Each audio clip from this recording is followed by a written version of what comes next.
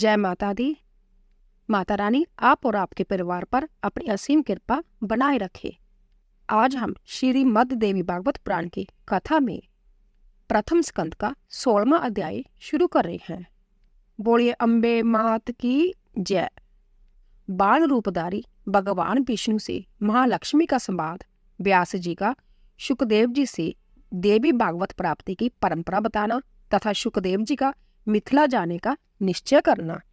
व्यास जी बोले, इस प्रकार बट पत्र पर सोए हुए उन भगवान विष्णु को आश्चर्यचकित देखकर मंद मुस्कान करती हुई देवी ने जय वचन कहा। विष्णु, आप विस्मय में क्यों पड़े हैं? आप इस महाशक्ति की माया से पूर्व काल में भी सृष्टि की उत्पत्ति तथा प्रलय होने पर इसी प्रकार बार बार जन्म लेकर मुझे बोलते रहे हैं। वह पराशक्ति निर्गुण है, मैं और आप तो सुगुण है। जो सात्विक है शक्ति है उसे आप मेरी ही शक्ति समझिए। आपके नाभि कमल से प्रजापति ब्रह्मा उत्पन्न होंगे। वह ही रजोगुण से युक्त होकर समस्त ब्राह्मण की सृष्टि करेंगे। वह ब्रह्मा ही तपोबल का आश्रय लेकर श्रेष्ठ शक्ति प्राप्त करके रजोगुण के द्वारा त्रिभुवन को लाल वर्णन कर देंगे।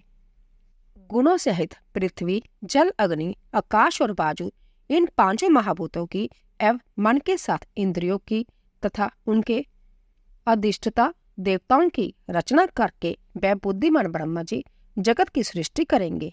इसी कारण वह कर्ता कहे जाएंगे और आप इस विश्व के पालक होंगे। उनकी क्रोध करने पर उनकी बोही के मध्य भाग से रुद्र उत्पन्न होंगे। हे महामते, वह ही रुद्र घोर तप करके तामसी शक्ति प्राप्त कर कल्प अंत के समय सृष्टि के सहार करता होंगे। इसी कारण मैं आपके पास आई हूँ। आप मुझे वही सात्विक की शक्ति समझिए। हे मधुसूदन, मैं जय ही रहूंगी। मैं तो सर्वदा आपके ही पास रहती हूँ, आपके हृदय में निरंतर निवास करती हूँ। विष्णु बोले, हे देवी, हे ब्राह्मणों, कुछ समय पूर्व मैंने स्पष्ट अक्षरों वाला जो आधा श्लोक सुना, वह परम कल्याणप्रद तथा रहस्यमय वाक्य किसने कहा था? हे ब्राह्मणों, जय मुझे शीघ्र बताइए। हे समुखी, इस विषय में मुझे महती शंका है। जिस प्रकार निर्धन पुरुष धन की चिंता करता रहता है, उसी प्रकार मैं उसका बार बार स्मरण किए करता हूँ। व्यास जी बोले, विष्णु का वह वचन सुनकर मुस्कान युक्त मुखमंडल वाली महालक्ष्मी मधुर हास्य के साथ अत्यंत प्रेम से बोली। महालक्ष्मी बोली, हे शौर्य, मेरी बात सुनिए। मैं सुगुण रूपा चतुर्भुजा भगवती हूँ। आप मुझे जानते हो या ना जानते हो, किंतु मैं सब गुणों का आलय होती हुई निर्गुणा भी हूँ। हे महाभाग, आप जय जान ले कि जय अर्ध श्लोक उसी पराशक्ति ने कहा था। आप उसे सब वेदों का तत्व स्वरूप कल्याणकारी और पुण्यप्रद श्रीमद् देवी भागवत समझिए। हे शत्रुमर्दन, हे सुभर्त्या, मैं भगवती की परम कृपा मानती हूँ, जिसने ऐसा गुप्त एवं परम रहस्यमय मंत्र आपके कल्याण के लिए कहा है।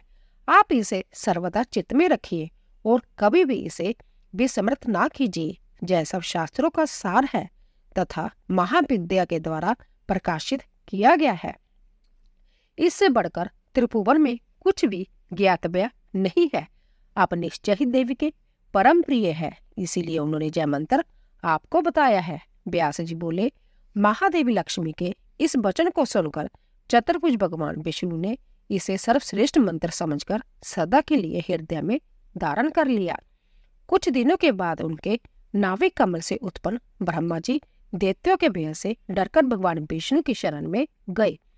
तब वह भगवान विष्णु भयंकर युद्ध करके मधु केटव का वध कर उस विशद अक्षरों वाले श्लोक दरूप मंत्र का जप करने लगे। भगवान वासुदेव को जप करते हुए देखकर प्रजापति ब्रह्मा जी ने प्रेम पूर्वक कमलापति से पूछा, हे देवेश, हे पुंडरीकाश, हे जगदीश्वर, आप किसका जाप कर रहे हैं? आपसे भी बढ़कर दूसरा कौन है जिसका ध्यान करके आप इतने प्रसन्न हो रहे हैं? विष्णु बोले, हे महाभाग, विचार कीजिए कि आप में और मुझ में जो कार्यकरण स्वरूपा शक्ति विद्यमान है, वह ही भगवती शिवा है, जिनके आधार पर एक कार्णव महासागर में जय समस्त जगत ठहरा हुआ है। जो माँ शक्ति सकार असीम तथा सनातनी भगवती है और जय समस्त जड़ चेतन संसार जिनके द्वारा रचा गया है, वह ही जब प्रसन्न होती है तब मनुष्य के उद्धार के लिए वरदायिनी होती है। वह ही सनातनी परमा विद्या है, संसार के बंधन एवं मुक्ति के कारण स्वरूप है, और वह ही सभी ईश्वर की भी स्वामिनी है। मैं आप तथा समस्त संसार उन्हीं की चैतन्य शक्ति से उत्पन्न हुए हैं। हे ब्रह्मा, हे निष्पाप, ऐसा आप सत्य जानिए, इसमें संदेह नहीं है। उन भगवती ने आदि श्लोक में ही जो कहा है वही वास्तविक श्रीमद् देवी भागवत है। द्वापर युग के आदि में पुण्य उसका विस्तार होगा। व्यास जी बोले, इस प्रकार भगवान विष्णु के नाभि कमल पर विराजमान ब्रह्मा जी ने उस भागवत का संग्रह किया। फिर उन्होंने अपने परम बुद्धिमान पुत्र नारद जी से इसे कहा। पूर्व काल में वही भागवत देवऋषि नारद जी ने मुझे दिया और फिर मैंने उसे 12 स्कंदों में प्रस्तुत करके पूर्ण किया। हे महाभाग, हे वेदतुल्य, 5 लक्षणों से युक्त तथा भगवती के उत्तम चरित्रों से ओतप्रोत इस श्रीमद् देवी भागवत पुराण को पढ़ो। तत्व ज्ञान के रस से परिपूर्ण, वेद अर्थ के द्वारा उपब्रहित और धर्मशास्त्र के समान पुण्यप्रद जय भागवत सभी पुराणों में श्रेष्ठतम है। यह बत्रासुर वध के कथानक से युक्त विविध आख्यानोपाख्यानों से संबित ब्रह्म विद्या के निदान एवं भव सागर से पार करने वाला है। अंत्य हे महाभाग, तुम उस भागवत को अवश्य पढ़ो। तुम अत्यंत बुद्धिमान और योग्य हो। हे नरश्रेष्ठ, यह श्रीमद् देवी भागवत नामक पुराण पुण्यप्रद है।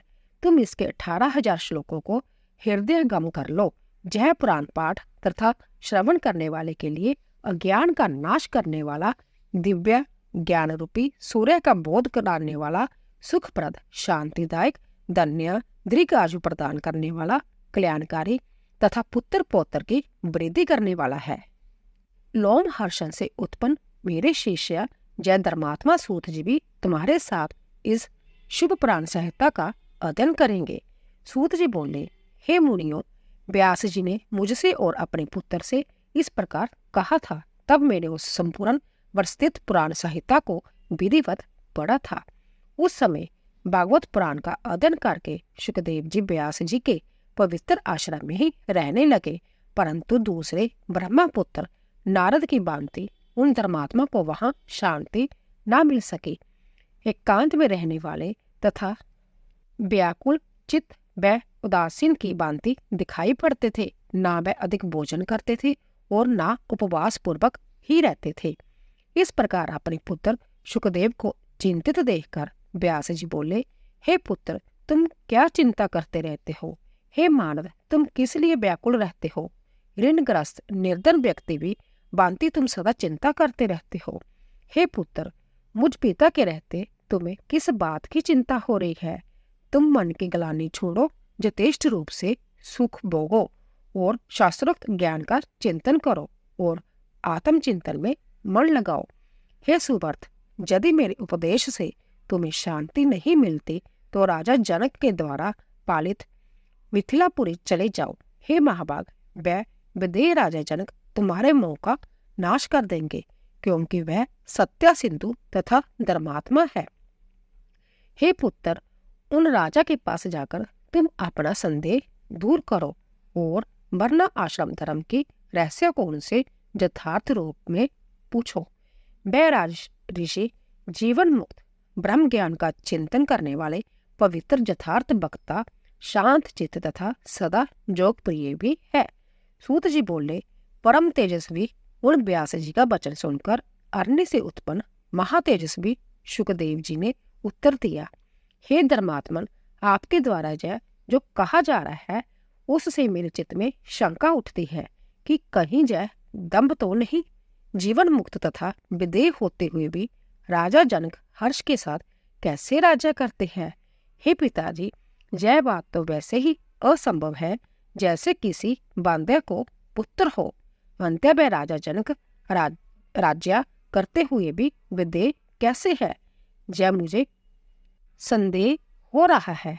अब मैं नृपश्रेष्ठ विदेही जनक को देखना चाहता हूँ कि वह जल में कमल पत्थर की भांति संसार में कैसे रहते हैं। हे तात, उनके विधेय होने के विषय में मुझे बड़ा संदेह हो रहा है। हे वक्ताओं में श्रेष्ठ, सौगतों की बांति वह भी मोक्ष की एक दूसरी परिभाषा तो नहीं है?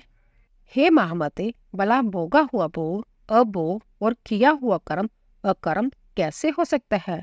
इंद्रियों का सहज व्यवहार कैसे छोड़ा जा सकता है? एक पुत्र का अपनी माता, पत्नी, बहन तथा किसी अस्थि स्त्री के साथ वेद अवेद का संबंध क्यों नहीं होगा? और ऐसा होने पर जीवन मुक्ता कैसी? यदि जीवा कटु, सार, तीक्ष्ण, कषाय, मधुर आदि स्वादों को जानती है तो वह अच्छे अच्छे पदार्थों का रस स्वादन करते ही होंगे। यदि शीत उष्ण सुख दुख का परिज्ञान उन्हें होता होगा तो बोला जाए मुक्ता कैसी? हे तात, मुझे यह संदेह हो रहा है। शत्रु और मित्र को पहचान कर उनके साथ बैर अथवा प्रीति का व्यवहार किया जाता है तो राज्य सिंहासन पर बैठे हुए राजा जनक शत्रुता या मित्रता का व्यवहार क्या नहीं रखते होंगे? उनके राज्य में साधु और चोर समान कैसे समझे जाते हैं? यदि उनके प्रति समान बुद्धि नहीं है तब भला वह जीवन मुक्ता कैसी? ऐसा जीवन मुक्त कोई राजा मेरे द्वारा पहले देखा नहीं गया। हे तात, यह बहुत बड़ी शंका है कि वह राजा जनक घर में रहकर भी मुक्त कैसे है। उन राजा के विषय में सुनकर उन्हें देखने की बड़ी लालसा उत्पन्न हो गई है। अंत्य संदेह निवृत्ति के लिए मैं मिथिलापुरी जा रहा हूँ। इसी तरह 16वां अध्याय पूरा हुआ। 17वां अध्याय शुकदेव जी का राजा जनक से मिलने के लिए मिथिलापुरी को प्रस्थान तथा राजभवन में प्रवेश। सूत जी बोले, हे मुनियों, पिता से जय कहकर महात्मा पुत्र शुकदेव जी उनके चरणों पर गिर पड़े तथा हाथ जोड़कर चलने की इच्छा से बोले, हे महाभाग, अब आपसे आज्ञा चाहता हूँ। मुझे आपका वचन स्वीकार्य है। अंत्य में महाराज जनक द्वारा पालित मिथिलापुरी देखना चाहता हूँ। राजा जनक दंड दिए बिना ही कैसे राज्य चलाते हैं? क्योंकि यदि दंड का व्यय प्रजाओं को ना हो तो लोग धर्म का पालन नहीं करेंगे। मनु आदि के द्वारा धर्मचरण का मूल कारण सदा दंड विधान ही कहा गया है। इस राजधर्म का निर्वाह बिना दंड के कैसे हो सकेगा? हे पिताजी, इस विषय में मुझे महान संदेह है। हे महाभाग, यह बात वैसी ही अनगर्ल प्रतीत होती है जैसे कोई कहे कि मेरी यह माता वंद्या है। हे परंतप, अब मैं आपसे अनुमति लेता हूँ और जहाँ से जा रहा हूँ। सूत जी बोले, इस प्रकार सुखदेव जी को जनकपुर जाने का इच्छुक देखकर व्यास जी ने अपने ज्ञानी एवं निसर्पदे पुत्र का दृढ़ आलिंगन करके कहा। व्यास जी बोले, हे महामते, हे पुत्र, तुम्हारा कल्याण हो। हे शुक, तुम दीर्घ आयु हो। हे तात, तुम मुझे यह सत्य वचन देकर सुखपूर्वक जाओ कि जहाँ से जाकर मेरे इस उत्तम आश्रम में पुण्य आओगे। हे पुत्र, तुम वहां से कहीं और कभी भी मत चले जाना। हे पुत्र, मैं तुम्हारा मुख कमल देखकर ही सुखपूर्वक जीता हूँ और तुम्हें ना देखने पर दुखी रहता हूँ। हे सुत, तुम ही मेरे प्राण हो। हे पुत्र, वहां राज ऋषि जनक से मिलकर और अपना संदेह दूर करके फिर उसके बाद जहां आकर वेद अध्ययन में रत रहते हुए सुखपूर्वक रहो। सूत जी बोले, व्यास जी के ऐसा कहने पर शुकदेव जी अपने पिता को प्रणाम तथा उनकी प्रदक्षिणा करके शीघ्र ही इस प्रकार चल पड़े जैसे धनुष से छूटा हुआ बाण। मार्ग में चलते हुए अनेक समृद्धिशाली देशों, नागरिकों, वनों, वृक्षों, फले फूले खेतों, तप करते हुए तपस्वी जनों, दीक्षा लिए हुए जाजक जनों, योग अभ्यास में तत्पर जोगी जनों, वन में रहने वाले वानप्रस्थों, वैष्णव, पाशुपत, शैव, शाक्त एवं सूर्योपासक और अनेक धर्म बलंबियों को देखकर वह शुकदेव मुनि अति विस्मय में पड़ गए। इस प्रकार वैमावती शुकदेव जी लगभग 2 वर्षों में मेरु पर्वत और 1 वर्ष में हिमालय को पार करके मिथिला देश में पहुंचे। जब वह मिथिला में प्रविष्ट हुए तब उन्होंने वहां की श्रेष्ठ ऐश्वर्य संपदा को देखा तथा वहां की सारी प्रजा को सुखी एवं सदाचार संपन्न देखा। वहां द्वारपाल ने उन्हें रोका और पूछा, तुम कौन हो और कहाँ से आए हो? तुम्हारा क्या कार्य है, बताओ। ऐसा पूछने पर भी सुखदेव जी मौन रहे, कुछ बोले नहीं। वह नगर द्वार से बाहर जाकर स्थानों की तरह खड़े हो गए और थोड़ी देर में आश्चर्यचकित होकर हंसते हुए वहीं स्थित हो गए, पर किसी से कुछ बोले नहीं। द्वारपाल ने पूछा, हे ब्राह्मण, बोलिए, आप गूंगे तो नहीं हैं? आपका किस हेतु जहां आना हुआ है? मेरे विचार में तो कोई कहीं भी निष्प्रयोजन नहीं जाता। हे विप्र, इस नगर में राजा की आज्ञा पाकर ही कोई प्रवेश कर सकता है। अज्ञात कुल तथा शील वाले व्यक्ति का प्रवेश जहाँ कदापि नहीं होता है। हे मानद, आप निश्चय ही तेजस्वी एवं वीर वेत्ता ब्राह्मण प्रतीत हो रहे हैं, इसीलिए आप अपने कुल तथा प्रयोजन के विषय में मुझे बता दें और फिर अपनी इच्छा अनुसार चले जाएं।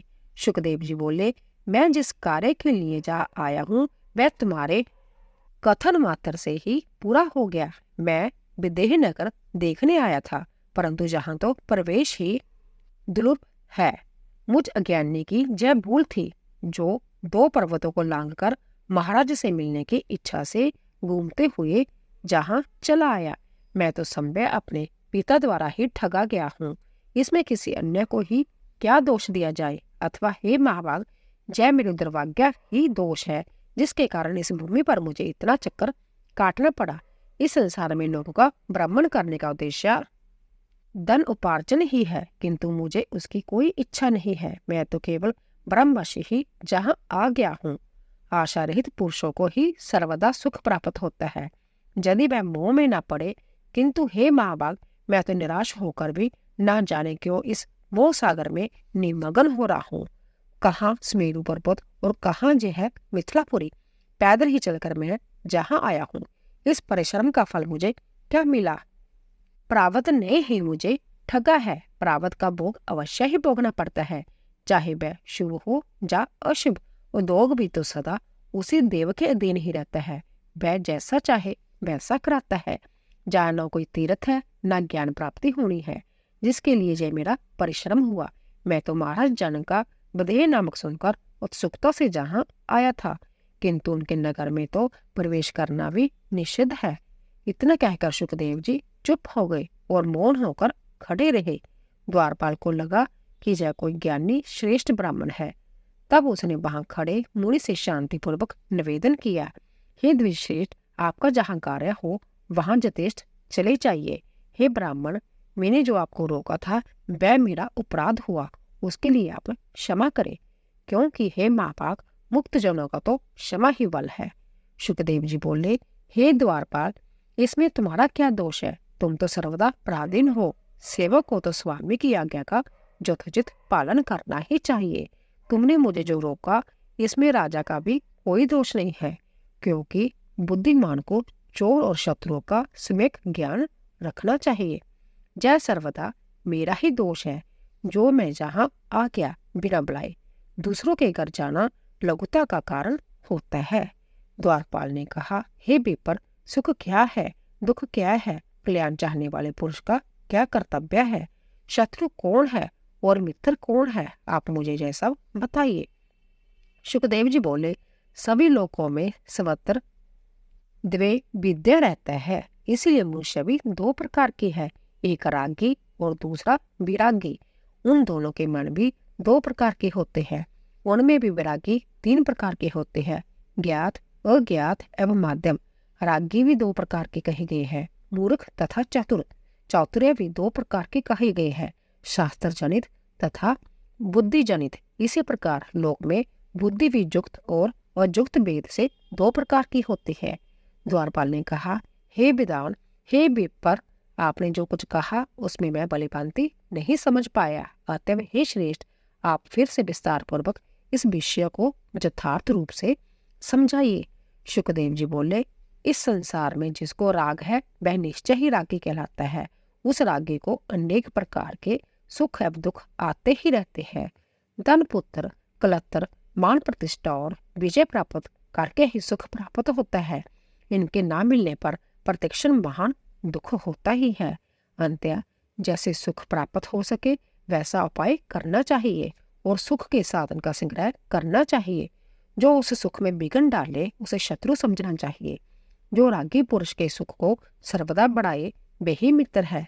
चतुर मनुष्य मोह में फंसता नहीं है, किंतु मूर्ख सर्वत्र आसक्त रहता है। विरागी तथा आत्माराम पुरुष को एकांतवास, आत्मचिंतन तथा वेदांत शास्त्र का अनुशीलन करने से ही सुख होता है। संसार के विषयों की चर्चा आदि यह सब उनके लिए दुख रूप है। कल्याण चाहने वाले वेदांत पुरुष के लिए बहुत शत्रु है। काम, क्रोध, प्रमाद आदि अनेक प्रकार के शत्रु बताए गए हैं, किंतु व्यक्ति का सच्चा बंधु तो एकमात्र संतोष ही है। तीनों लोकों में दूसरा कोई भी नहीं है। सूत जी बोले। सुखदेव जी की बात सुनकर उन्हें ज्ञानी द्विज समझकर उसने सुखदेव जी को एक अत्यंत रमणीय कक्ष में से प्रवेश कराया। 3 प्रकार के नागरिक जनों से भरे हुए अनेक प्रकार के क्रय विक्रय की वस्तुओं से सजी दुकानों वाले, राग देश, काम, लोभ, मोह से युक्त एवं वाद विवाद में संलग्न श्रेष्ठ जनों से सुशोभित और धन धान्य से परिपूर्ण विशाल नगरों को देखते हुए सुखदेव जी चले। इस तरह 3 प्रकार के लोगों को देखते हुए सुखदेव जी राजभवन की ओर बढ़े। इस प्रकार द्वितीय सूर्य के समान परम तेजस्वी सुखदेव जी द्वारपाल पहुंचे। द्वारपाल ने उन्हें अंदर जाने से रोका। तब वह काष्ठ के समान वहीं द्वार पर खड़े हो गए और मोक्ष संबंधी विषय पर विचार करने लगे। धूप तथा छाया को समान समझने वाले महातपस्वी सुखदेव जी वहां एकांत में ध्यान करके इस प्रकार खड़े रहे मानो कोई अचल स्तंभ हो। थोड़ी देर बाद राजमंत्री ने हाथ जोड़े हुए संभे आकर उन्हें राजभवन के दूसरे कक्ष में प्रवेश करवाया। वहां एक दिव्य रमणीय उपवन था, जिसमें विविध प्रकार के पुष्पों से लदे दिव्य वृक्ष सुशोभित हो रहे थे। उस वन को दिखाकर मंत्री ने उनका यथोचित आतिथ्य सत्कार किया। वहां राजा की सेवा करने वाली अनेक वीरांगनाएं थी। वह नित्य गान में कुशल तथा काम शास्त्र में निपुण थे। सुखदेव जी की सेवा के लिए उन्हें आदेश देकर राजमंत्री उस भवन से निकल गए और सुखदेव जी वहीं स्थित रहे। उन वीरांगनाओं ने परम भक्ति के साथ उनकी पूजा की और देश काल अनुसार उपलब्ध अनेक प्रकार के भोजन से उन्हें संतुष्ट किया। फिर अंत्या पूर्ण वासनी कामनी स्त्रियों ने उन्हें अंत्यपुर का वन दिखाया, जो अत्यंत रमणीय था। वह जुबान, रूपवान, कांतिमान, मृदवासी एवं मनोरम थे। दूसरे कामदेव के समान उन सुखदेव जी को देखकर वह सभी मुग्ध हो गई। मुनि को जितेंद्रिय जानकर वह सब उनकी परिचय करने लगी। अग्निनंदन शुद्ध आत्मा सुखदेव जी ने उन्हें माता के समान समझा। वह आत्माराम तथा क्रोध को जीतने वाले सुखदेव जी ना हर्षित होते हैं ना दुखी। उनकी चेष्टाओं को देखकर भी वह शांत चित्त होकर स्थित रहे। तब उन स्त्रियों ने उनके लिए स्वर में कोमल तथा बहुमूल्य आस्त्र और नानाविध उपकरणों से सुसज्जित शैया बिछाई। सुखदेव जी हाथ पांव धोकर हाथ में कुश लेकर सावधान हो सायंकालीन सौंदर्य उपासन संपन्न करके भगवान के ध्यान में लग गए। इस प्रकार 1 प्रहर तक ध्यान अवस्था होकर वह शयन करने लगे। 2 प्रहर शयन करके पुण्य व सुखदेव जी उठ गए। रात्रि के 4थे प्रहर में वह पुण्य ध्यान में स्थित रहे। तदंतर स्नान करके प्रातःकालीन क्रियाएं संपन्न करके पुण्य समाधिस्थ हो गए। तो दोस्तों, इसी तरह हमारा 17वां अध्याय पूरा हुआ। बोलिए अम्बे मात की जय।